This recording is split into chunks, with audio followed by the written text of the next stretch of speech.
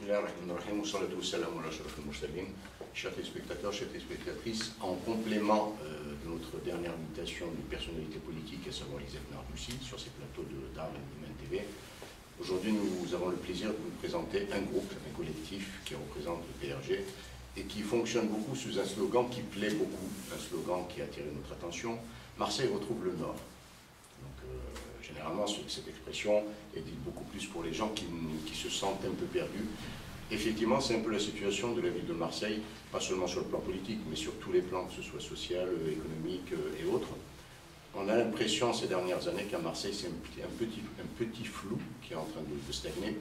Et là, ce collectif-là, ce groupe de personnes, souhaite effectivement faire lever un peu le voile sur cette situation à Marseille, savoir le pourquoi du comment.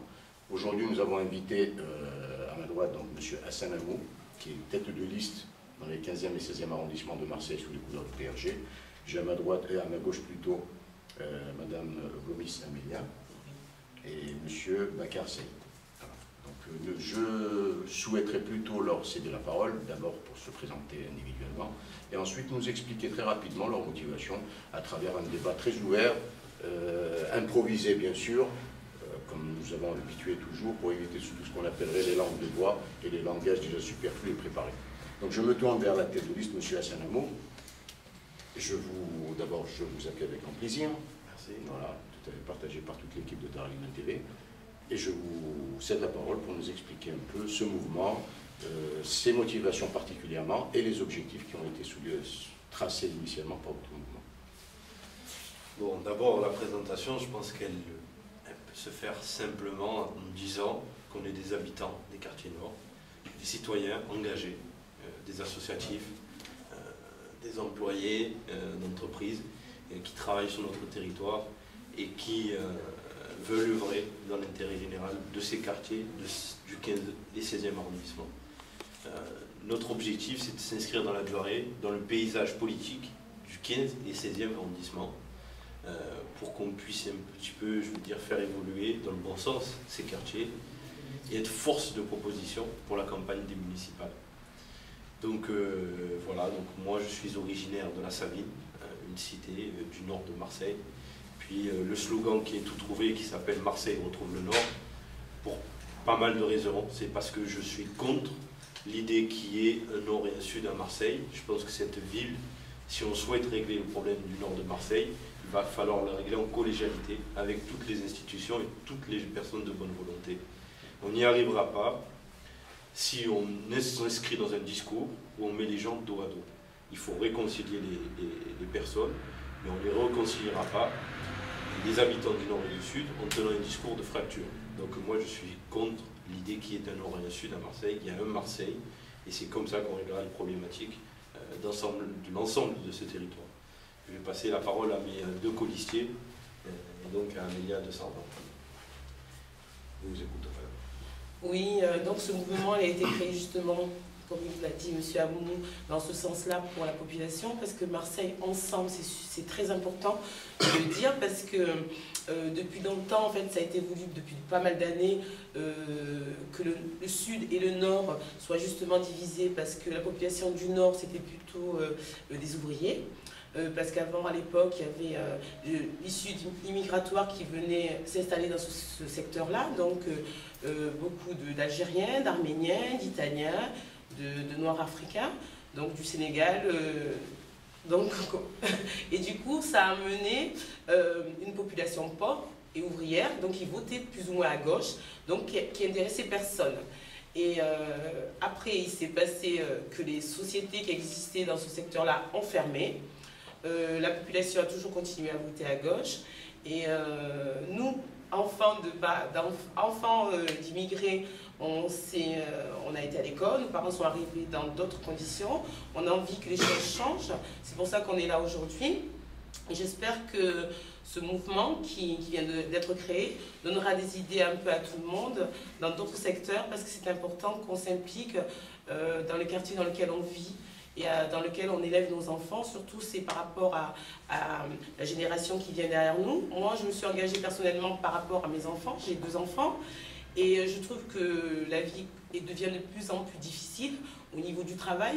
Donc l'emploi est très important dans notre secteur parce que les petites PME qui s'installent dans nos quartiers, donc dans les zones franches, qui bénéficient de certains avantages. Et en fait, nous, on n'en bénéficie pas. Ils ont un quota qu'ils doivent respecter au niveau de nos quartiers. Ils doivent donc embaucher des jeunes de ces quartiers-là. Et en fait, ce n'est pas fait. Donc, je dis toujours à mes enfants, travaillez bien à l'école. Et ils me disent, oui, mais maman, pourquoi? Parce qu'on ne va peut-être pas avoir de travail. Je ne suis pas d'accord avec cette idée-là. J'espère que le travail va revenir et que les gens vont se réveiller, quoi. Voilà, c'est un sursaut, je ne sais pas comment dire ça. Voilà, c'est en tout cas mon avis. Voilà. Je vois M. Baccar bien pensif. Ouais, justement, moi je m'appelle Baccar, j'ai été présenté déjà par la SN. Je travaille, ça fait 8 ans dans une station essence qui est à Saint-Antoine. Donc, j'ai jamais fait de la politique, voilà. Mais je me suis toujours intéressé par rapport à l'expérience, par rapport à ce que je vois dans la vie de tous les jours, dans les quartiers, les clients que je rencontre, les gens qui se plaignent, les idées que l'image que les gens donnent dans nos quartiers, que quand on parle de quartier nord, on pense directement à la délinquance. Et pourtant, ce n'est pas le cas. La délinquance, il y en a partout, il y en aura partout. Donc aujourd'hui, je me suis engagé justement pour ne pas être spectateur, pour ne pas me dire rester à la maison et laisser les autres décider à ma place, alors que je pense que je peux apporter quelque chose dans la ville de Marseille et plus particulièrement dans les quartiers nord. Donc je me suis engagé avec cette liste parce que c'est des gens pour moi qui sont honnêtes. J'ai vu les actions qu'ils ont fait, des gens qui travaillent du jour au jour avec la communauté. Donc voilà, en gros quoi. Bien, Monsieur Hassan, je reviens vers vous pour une idée qui est en train de me traverser l'esprit. Durant ces dernières années, on a entendu parler largement du programme Euromed 2. Selon vous, est-ce que ça s'inscrit dans une logique qui va dans cette séparation entre le nord et le sud, ou plutôt pour réparer? Moi, je suis très partagé sur le projet d'Euromed. Pour une raison simple.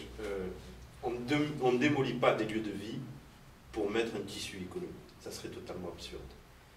Si Euromed a pour objectif et pour but d'avoir un travail en cohésion avec le peuple du 15-16, c'est-à-dire en expliquant que les habitants du 15-16 feront partie intégrante des projets proposés à la fois par le port et puis par la volonté politique de vouloir mettre un tissu économique cohérent en phase avec le public et la population qui existe dans ces secteurs. Mais si le port n'apporte pas de réponse en partie aux problématiques des quartiers, on aura quand même un sentiment d'avoir été lésé. Et de dire encore une fois, mettons-nous en marge, partons, on va vous repousser encore un peu plus loin pour laisser place à un tissu économique qui finalement, encore une fois, après l'échec de la zone franche qui a été créée par M. Jean-Claude Gaudin, encore une fois, on met en marge la population de ces grands projets et on creusera forcément, j'aime pas ce terme, mais des inégalités et peut-être le fossé qui existe entre la ville de Marseille et ses quartiers. Tout à fait. Et Mme Gomis, selon les responsables de la mairie du 15e, 16e, puisque vous êtes assez proche de là-bas, quelle est leur position par rapport à ce fameux marché aux puces dont on dit que c'est le cœur battant économique, mais apparemment on entend parler on entend d'autres versions concernant ce marché. Personnellement, je ne peux pas répondre à sa place, au maire du secteur. Moi, par contre, j'ai mon propre avis sur ce sujet. Je trouve que c'est dommage que, justement, les gens sont face à des situations comme celle-là, où le marché aux puces ramène quand même du travail, hein, déjà pour commencer à pas mal de gens. Et il faut dire que maintenant, c'est de plus en plus difficile financièrement de manger, hein, et que c'est le moyen aussi à certaines personnes de pouvoir en remplir leur frigo pour leurs enfants. Parce que généralement, c'est les gens issus de l'immigration où on fait beaucoup plus d'enfants, on est plus en difficulté parce que nos salaires stagnent, la vie est de plus en plus chère. L'idée que le marché aux puces disparaisse, ça ne me paraît pas une bonne idée. Maintenant, s'il y a un autre projet derrière qui est ambitieux et qui permet de... comment dire ça qui ressemble à la population qui est toujours en place.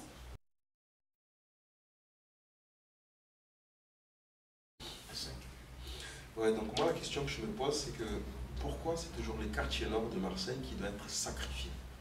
Voilà, c'est la question que je me pose, parce qu'à Marseille, il n'y a pas que les quartiers nord, il y a les quartiers sud, il y a Le centre-ville. le centre-ville. Et à chaque fois qu'il y a des personnes qu'il faut sacrifier, c'est toujours chez nous. J'aimerais bien avoir une explication de la part de nos élus, parce que bon, je ne veux pas non plus m'acharner sur la mairie de secteur qui est de Madame Samia Ghali, mais il y a aussi la mairie centrale où tout ce qui se passe dans la ville, c'est là où tout se décide. Donc voilà, c'était ça ma question. Je ne sais pas si quelqu'un de vous pourra m'expliquer ou ceux qui nous écoutent pourra nous apporter un peu plus d'explications, parce que c'est pas normal. Voilà. Selon vous, Monsieur Ami. enfin, je ne sais pas si on peut utiliser le terme acharnement, je dis fort, c'est un terme fort. Mais c'est les mots de Bacca, c'est bien, c'est percutant. Mais moi, je pense réellement qu'on a plusieurs élus, on a un panel d'élus dans les quartiers nord. Il y a cette espèce de guerre non déclarée entre eux, qui font partie de la même famille politique, et qui n'arrêtent pas tout au long de l'année, aux yeux, au nez de tous, aux dépens des institutions et des associations qui travaillent sur notre territoire. Ils se livrent une guerre interne qui pourrit le débat public et qui malheureusement ne favorise pas l'intérêt général. La question du port, comme la question du BHNS, du métro jusqu'à l'hôpital, c'est une question qui, je pense, devrait intéresser l'ensemble de nos élus locaux, qui ont plus le bonheur, on peut dire là, le bonheur d'être une majorité d'élus de gauche. Ça ne devrait pas poser problème. Au demeurant, ça pose beaucoup plus de problèmes. Parce qu'à l'intérieur, il y a né des clans, des moutures entre eux, qui fait qu'un tel n'aime pas un tel critique un tel, et qui ne fait pas avancer la cause des quartiers nord. Ce que demandent les habitants des quartiers nord, pour avoir fait un peu le tour, c'est qu'il y ait une collégialité, et qu'il y ait surtout que les élus s'entendent sur des projets communs. Le drame de ces quartiers, bon, on a parlé de remède, du marché aux puces, qui d'ailleurs, moi aussi, est une question que je me pose tous les jours. Enfin, l'idée de déplacer le marché aux puces, il n'y a pas beaucoup de marché aux puces, vu sa taille, vu la place que prend le marché aux puces, je me demande où on va le mettre, et comment, dans quelles conditions on va déplacer le marché aux puces. Ça a l'air d'être une idée totalement absurde.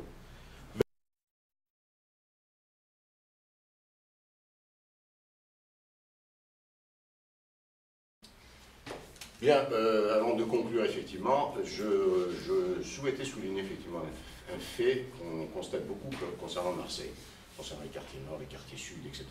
Même pour les gens qui sont externes à Marseille ou les autres Français hors, les Françaises hors Marseille, dès qu'on entend parler de Marseille et quartier nord, c'est déjà le flash qui apparaît comme étant une très forte délinquance, c'est des quartiers de très haute insécurité, etc. Comme disait M. Macquart tout à l'heure, la délinquance existe partout, dans tous les quartiers, et pas seulement à Marseille, elle existe partout. On n'a qu'à voir un peu ce qui se passe à Lyon, ce qui se passe à Strasbourg, ce qui se passe à Lille et surtout à Paris. Je pense qu'on oubliera très certainement les quartiers nord de Marseille. Bien, donc pour le mot de la fin, je vais redonner la parole à M. Assenamo pour nous toucher un petit mot sur le programme, effectivement, qu'ils défendent dans leur fameuse liste. Je dirais pour le mot de la fin que Marseille est une belle ville, qu'elle a beaucoup de potentiel, qu'on travaille ensemble. C'est très important que les populations se mélangent. Elle a toujours été mélangée, elle a toujours été mixte, ça a toujours été un territoire où il y a eu une forte immigration et qu'on soit de nouveau tous ensemble et qu'on essaie de faire avancer cette belle ville qui a, je pense, ses chances comme les autres, parce que c'est quand même la deuxième grande ville de France. Et du travail, je pense qu'il y en a pour tout le monde et que nous avons des jeunes qui sont diplômés, qui ont des capacités de travail, qu'ils ne sont pas assez, par exemple, c'est quand même des fois délicat de dire qu'on habite dans le quartier nord quand on veut travailler pour telle ou telle société parce que ça ne fait pas bien, ils sont obligés de changer leur CV, je trouve ça pas normal. Je pense qu'il y a du travail pour tout le monde et qu'on se serre les coudes, qu'on soit ensemble. Voilà, ce sera mon mot de la fin. Bonjour. Ouais, donc je pense que tout a été dit par mes collègues. Moi, par contre, ce que je souhaite, c'est que maintenant, toutes les personnes qui vivent dans les quartiers nord, ou même ceux qui vivent hors des quartiers nord, à nous rejoindre en masse, à discuter avec nous, parce que je pense que c'est mieux de discuter avec les personnes concernées que d'entendre des rumeurs ou des ragots de certaines personnes qui vont essayer de transformer ce qu'on n'a pas dit ou ce qu'on a dit. Donc de venir avec nous, discuter, faire des débats et nous accompagner jusqu'à ce que nous y arrivions au point de lire. Voilà.